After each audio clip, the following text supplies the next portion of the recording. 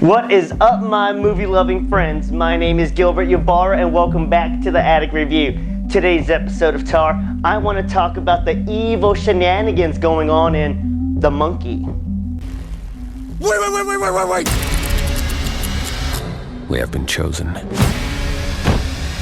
to witness its power. Gotta say, after watching this, I do not understand the negative reviews. This movie was so much fun and hilariously violent. Imagine if Final Destination and Tucker and Dale vs. Evil hooked up and popped out a movie, it would be the deviously entertaining The Monkey. You know the drill by now. A little synopsis, and then we'll go into why this movie is the shit. Bill, the monkey that likes killing our family. It's back. It must be vanquished. And also, we're going to be talking about 3 brilliant callbacks that happen throughout the movie that I hope you caught. The Monkey starts with a little origin story of how twins Hal and Bill inherited this not cursed at all toy from their father. Dad leaves and all they get is this figurine, but they realize why the father seemed out of his mind enough to jump ship. Because of this not toy and winding it up, people close to the twins, including their mother, begin to meet their end in horrific fashion. And I mean horrific. Properly traumatized by all the carnage, the cursed object is buried, and the twin brothers, surprise surprise, become estranged. The eldest, placenta-eating Bill, has become a complete stinky psycho. Yuck.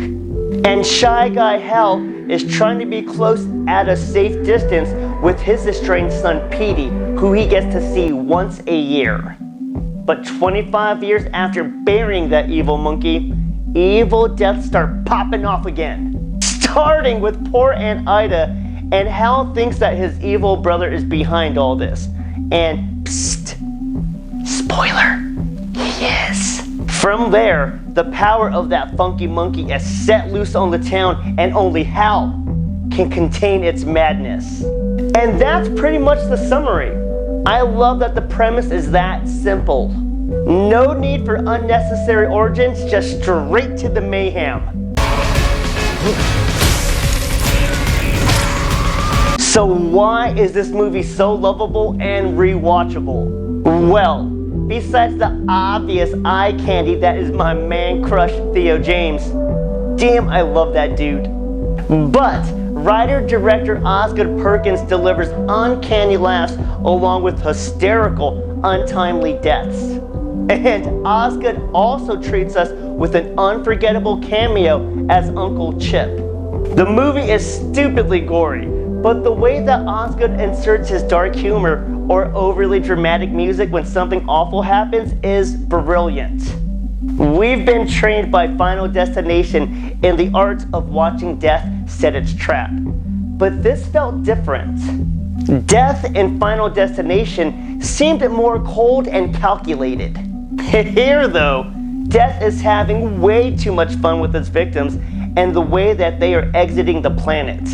The deaths may seem erratic, but they are surprisingly controlled in that poor small town that is just getting smacked around and watching its population plummet. The death planning in Final Destination seemed a little bit more jumbled in its planning, while these seem to be planned with a little bit more practicality, even if they are more extreme. I know that sounds weird. For example, the babysitter that was watching the twins was enjoying some hibachi with them when a freak accident happened. I'm telling you, this is one of my fears. Another example is Hal's younger, happy-go-lucky boss who is a little frustrated that his vape cart gets stuck in the vending machine. That's a little foreshadowing. But he turns around and gives himself the good old Sideshow Bob treatment. Yeah, he steps on a rake, said rake goes into his face, and the vape goes into his throat. That sucks.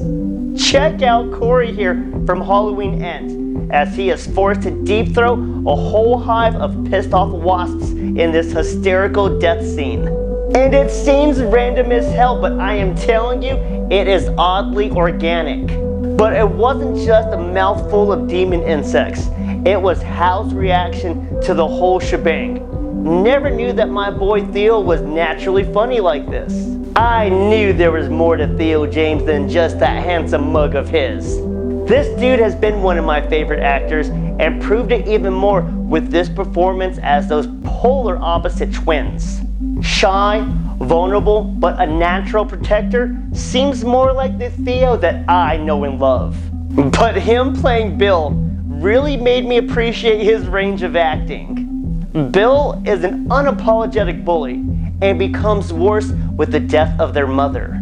He reeks of boyish immaturity and is a complete douche, but you kinda like him. I hate bullies and bullying, but an old school playground bully in an adult body with a horrible haircut going around saying psych after faking you out with a handshake, it's kinda hard to hate the guy. Earlier, I mentioned 3 callbacks in the movie that were phenomenal. Did you catch them? I'll start with the easy one, and that's the cheerleaders at the end. I giggled because it was so random to see them at the crime scene of Aunt Ida. Seemed like the randomness of Donnie Darko or Heathers, so I shrugged it off and completely forgot about Sparkle Motion over there. Till the ending, and I started laughing because why are they here again? And oh my god. That just happened. This is why you keep your head and limbs inside the vehicle. Also at the finale, Bill is causing havoc and death is just plaguing the town. And then he gets 3 visitors from up above to crash his little murder party. These guests are not so random if you remember earlier and Petey was showing Hal the skydiving brochures. Do you remember that the skydiving brochures offered weddings as well? So Billy is on the ground when a groom, a priest, and a bride arrive dead at his little fortress of doom. And Billy actually catches the bouquet from the deceased bride, which I think was a little foreshadowing of his fate. What do you know? This brings us over to Killy Billy and the 3rd callback. Hal, as a child, fantasized about killing Bill by dropping his mom's bowling ball on his sleeping head. Hal never had that murderous instinct, but the monkey does, and never forgot when he took over the reins decades later. The brothers finally forgive one another. Yay! But it's too late, as the monkey brings back the bowling ball for a little karma, and so that way Bill can go meet Mama in heaven. Whew. The Monkey is one of the year's absolute best with its dark humor and unforgiving gore. And although the content is grim, the message from the director is actually kind of a hopeful one. Death sucks, especially of the violent, painful variety. But it can happen at any time and for any given reason. So don't focus on what could happen, just smile and dance with life anyways.